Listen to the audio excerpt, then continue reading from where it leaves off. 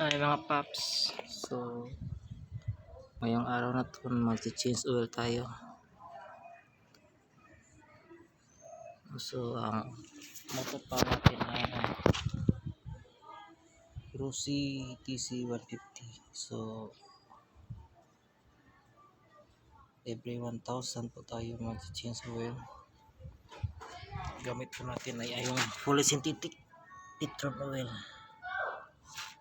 Yan, so binaksan natin ito yung drain cap at itong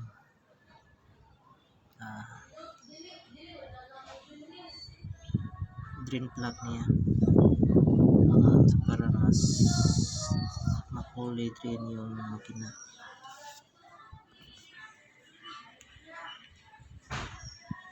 So kanina ko pa itong binuksan. So antay muna tayo mga ilang minuto bago tayo ikarga yung bagong oil natin.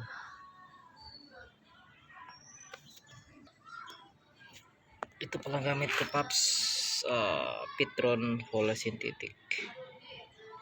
So 10W40 po ito. Maganda po ito dahil may TCS yung thermal control system. So makikita na po natin yun sa description ito. Again, per 1,000 po tayo. So 24,000. So mga 1 month lang yung takbo ko. Mas change oil na tayo. So sinadya ko talaga per 1,000 yung odometer dahil China bike po ito. So kailangan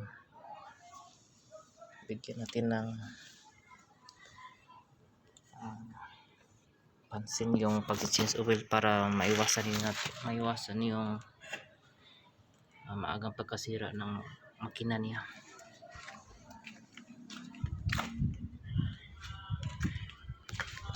So ito po yung dipstick. Ito naman.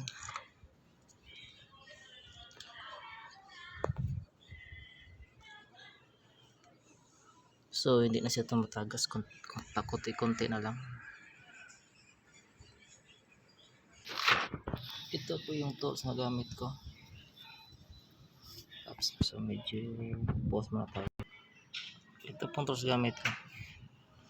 So may long nose para sa dipstick at yung range na size 17 at 24 naman para sa tappet cap. Yung drain cap natin, tatlong tools lang. So bago po tayo magtatapos, paki-subscribe na lang po sa mga ka-rider natin dyan. Suportahan po ang aking vlog. So pause muna tayo, antay muna tayo ng ilang minuto bago palitan natin yung bagong oil. Ito po yung strainer niya.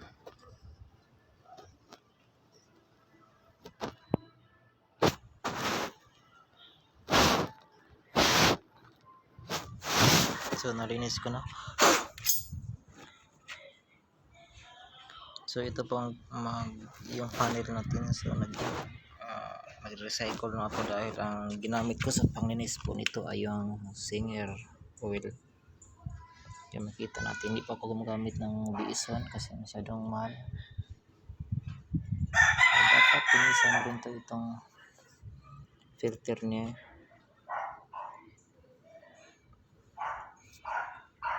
At yung drain plug. So ganun lang.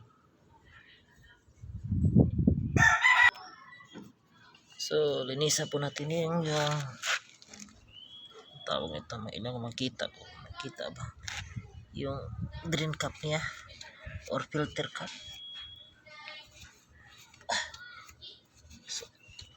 So gumamit ka lang ng malinis na basahan. Tapos pag malinis na yan, Ewan ko ba kung yun, so inis na.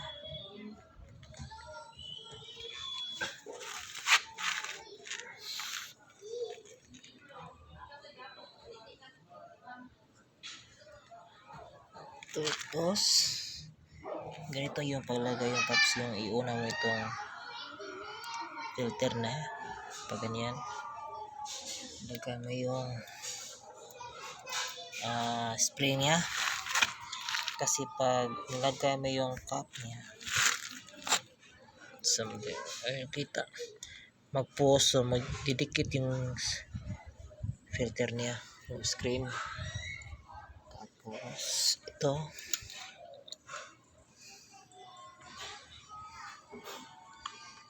ang hirap,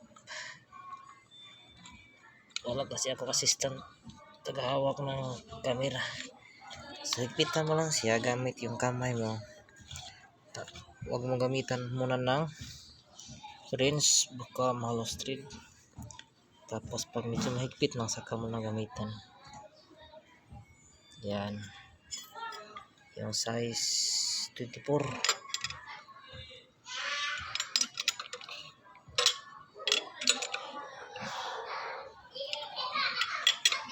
Wala masyadong higpit tops kasi pag mainit naman yung makina nag-expand naman yung meter sakto lang, ayan ganyan.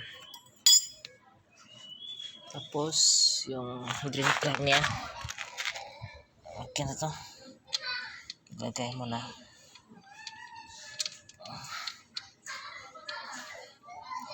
Itong motor to kailangan mag-alagaan ng mabuti kasi China bike po kasi ito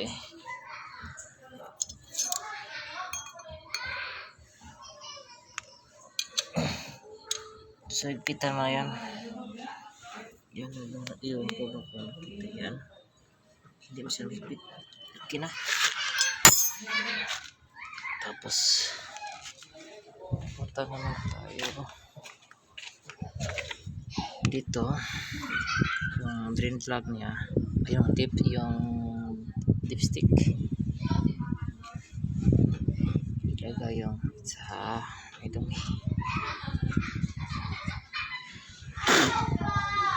yan bilis na lagyan mo dyan.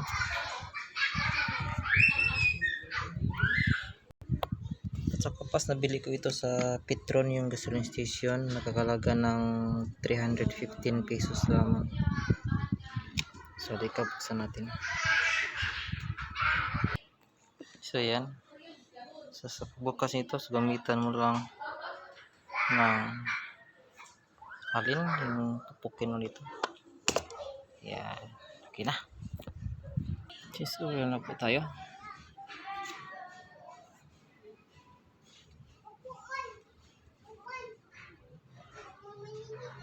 Yan. Ang ganda ng funnel natin. Gawang Singer.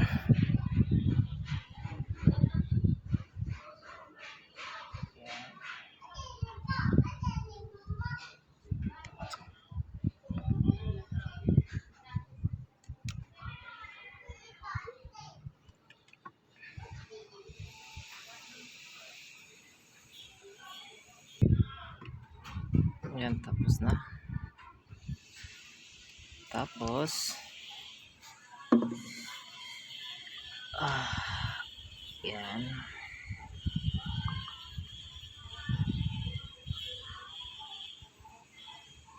Okay na to. Ilagay mo yung dipstick. Ibalik mo yung dipstick. Tingnan muna natin yung yan. So nakita ito tapos dapat dyan, so normal siya ay yung full siya sa 1 liter lang kasi yung capacity nito Tapos ikita natin ang gamit tayo ng lumos. Gamitan natin ng long nose, higpitan ng bote para hindi mabuksan yung sa mga bata. So lagyan natin ng basahan para di yung magasgas yung kuan or mabasa.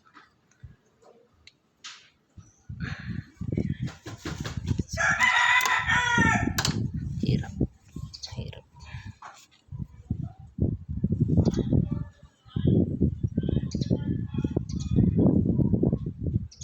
Yan. Okay na yan. Kapit na.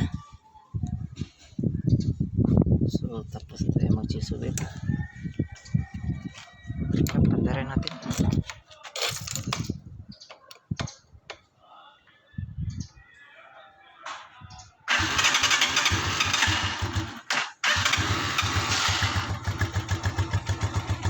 Kapanda rin natin ng mga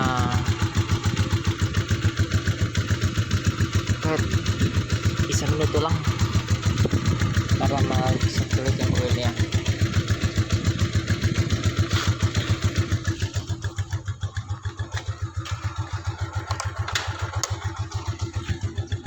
Tapos yung tirang oil tops, huwag nyo tapong kasi magamit ko yun eh. Ito ang panglinis ko sa kadena.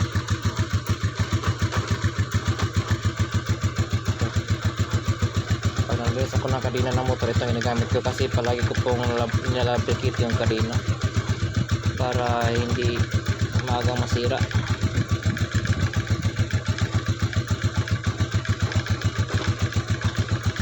Yan, tapos na. So hanggang dito na lang ang paps. Magandang araw. Stay safe. Salamat.